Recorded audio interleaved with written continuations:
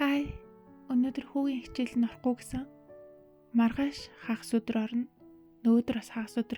Тэгэд дараа 7 хоногт бас нэг хагас хугас орж байгаа. Тэгээд дараа 7 хоногтой ерөн семестрийн төгсөлтийн баяр хийгээд тэгээд энэ семестрийн хичээл ингээд амарна гэсэн. Одоо 1 сарын 23-нд гэсэн үг шүү дээ. 23-наас 3 сарын 2 хүртэл яг өвлийн амралт болох юм бэлээ. Тэгээ бараг 5-7 хоногийн турш гэхлээр хүүтэйг одоо хоёлаа юу хийнэ?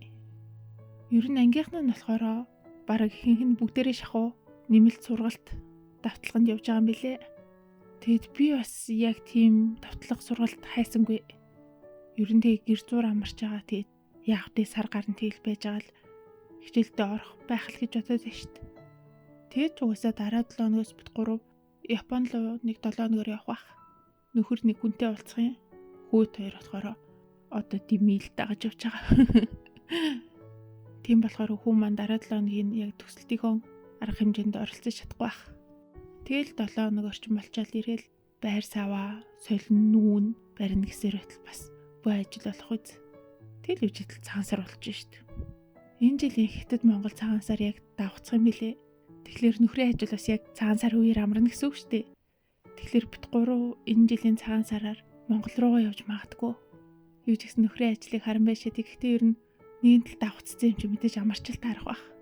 Тийм чи энэ жил очиж тэмдэглэх бол үнэхээр их баярлах байхаа би. 你在干什么呢？我在做剪刀呢，做剪刀啊？对做剪刀干什么呀？给客人剪头发。哎呀，你是小理发师呀？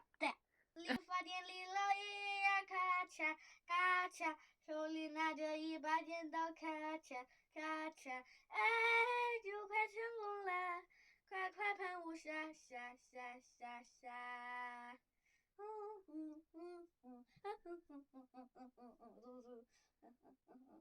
下面一位，请你过来，咔嚓咔嚓，手里拿着一把剪刀，咔嚓咔嚓，哎，就快成功了，快快喷雾洒洒洒洒洒。 Хүүгийн гэрийн даалгавар багш нь энэ семестр сурсан зүйлээ бичлэг хийгээд явуулаарай гэдгсэн байхгүй юу? Тэгсэн чи хүү би дуулна гэд. Тэгэд би үгүй чи жоохон үндсэн гол хичээлээрээ одоо ном уншдаг ч юм уу, тоо боддог ч юм уу, тийм хичээл хийчихэж тий. Тэгэд ээж нь бичлэг хийгээ явуулъя гэсэн чи үгүй би цаасаар хайч хийж ачлаад дуулна гинэ. За тий одоо яах вэ? Заавал үндсэн хичээлээ тоогоо бод гэдэлтэй нь шүү. Тэгээд за гэл хийгээ явуулчлаа. Одоо тэгэд багш нь одоо яа тийм ба тэгэд сул дүн тавил одоо тавих л бах та. Одоо яа гэхүү. Өнөөдөр хүү хоёр гэрийн хажуугийн Pop Mart-аас нэг School Panda-гийн осор, нэг Labubu осор авсан. School Panda осрыг нь Японд идэг дүүдээ авчиж өгье. Labubu-г болохоор ээж тавсан. Манай нөө бөмбөлөд би бас нэг School Panda-гийн осор бэлгэлээд явуулсан байхгүй. Тэгсэн чи ээж харангуудаа чи надад Labubu авчихгүй яасан гэ. Тэгээд исэн гэсэн амир нэттэй. Би тэг ээжийг нэг тийм осор сонирхдгүй юм байх гэж бодсон чи бас буртай тийм билгүй. Тэгээд тарин дэлгүүрт яг ирсэн байхлаар нь таараа авчлаа. Өнөөдөр ууг нь хүү тойр гарч ирж банкнд нүүнэг Японы йен авах гэж гарч ирсэн юм аа. Тэгсэн чи амир нэттэй яасан гэж нэрээ.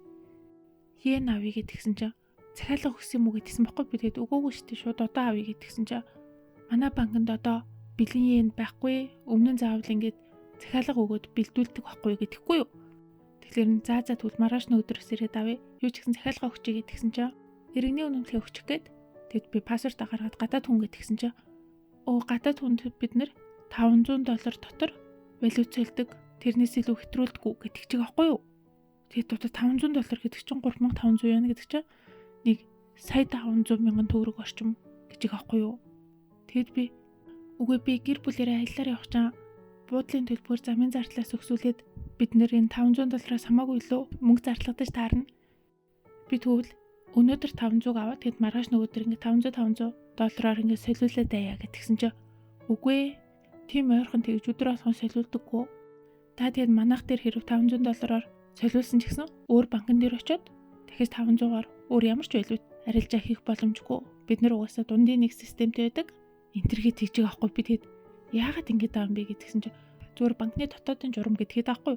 Гэтэ эн чинь хэл ойлгомжтой шүү дээ.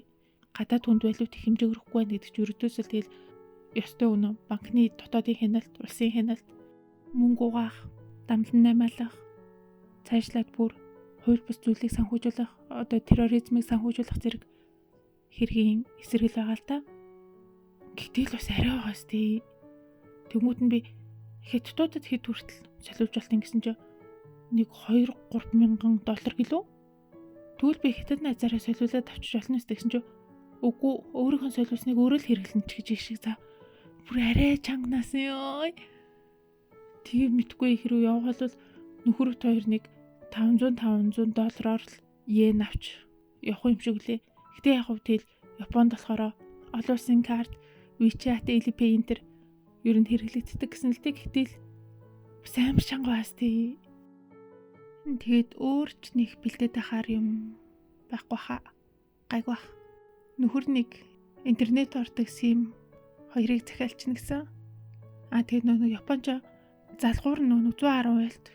Хятад ч нөгөө 220 болохоор гэтээ ер нь одоо утасны цэнэглэгчүүд, ерөн цэнэглэгчүүд бүгдээрээ 100-аас 200 илүү 300 байлт зөвшөөрдөг болсон болохоор ер нь баг ингээд ялгаагүй ашиглаж болох бах.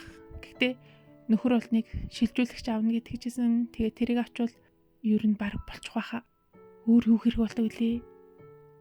За тэгэл нэг амар удахгүй юм чинь тэгэл их юм шаардлагагүй л үү дээ. Ямар ч гэсэн нислэгийн билетээ захиалцсан очиод буудлаа захиалцсан байгаа. Ёо гэтээ нэг нийттэй юм болсон за. Ууг нь бидний виз гарчаад өнгөрсөн 7 хоногт явах хэрэгтэйсэн байхгүй юу? Тэгсэн чинь 1-7 хоногор ухраацсан. Нөхрийн ажил амар их амжихгүй байна гэд. Тэгсэн чинь бид нар нэг нислэгийн тийзээ нөгөө хатуу нөхцөлтэй хямдхан болохоор хатуу нөхцөлтэйгээ сонгоцсон байсан чинь 7 хоногор ухраах болсон чинь бид нараас нэлээд мөнгөөр шатсан. Гэхдээ яг хэд гэдгийг мэдэхгүй байна. Ямар ч гэсэн 3 үний тикет гэдэг чинь тэгэл амар их мөнгө болж шít. Дараагийн бичлэгэн дээр нөхрөөс асуужаад хэлнэ за. За тэгэд өөр нэг бэлдээд тахаар юм нэг санагдахгүй шít. За тэгэд яваад ирэхэд гайгүй. За бай бай.